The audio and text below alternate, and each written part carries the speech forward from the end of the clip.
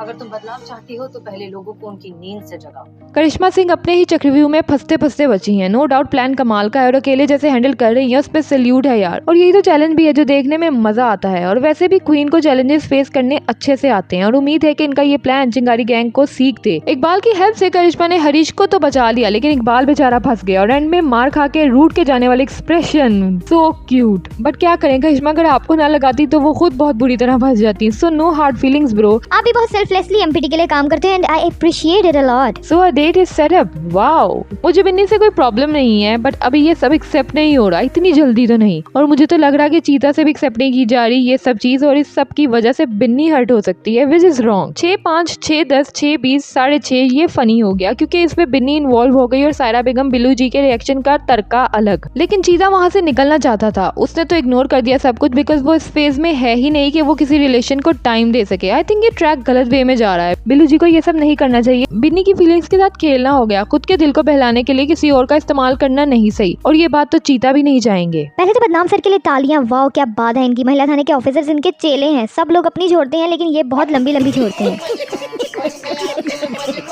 करिश्मा का आइडिया चिंगारी गैंग के खिलाफ हरीश से एनसी करवाने का तो अच्छा था, लेकिन उससे पहले उनकी हसीना की डिस्कशन पे अपनी तरफ से दी जाने वाली सफाई उल्टी पड़ गई। शक में डाल दिया आपने अपनी मैडम सर को। क्या करिश्मा मैडम, हसीना मैडम पुलिस हैं, कोई घबरा रहा हो वो सूंघ के बता दे, और आप तो उनकी अपनी हैं। आपका तो जेड़ा पढ़ लेती हैं कि अगर आप कुछ छुपा रही हो तो। क्यों, लग तो नहीं रही कुछ छुपा रही है क्या हमसे? और यही रीजन बन गया डार्लिंग पे शक करने का। पहले तो I was like oh shit, गई करिश्मा आज। और शिवानी को पहले ही डार्लिंग भतीदेव बनाकर चुप करा दिया, लेकिन वो भाई साहब हसीना भी बहुत तेज है, दोबारा कॉल लगवा दी। या तो यहाँ किस्मत अच्छी थी या फिर शिवानी समझ गई थी कि दोबारा कॉल किसके कहने पे आई है।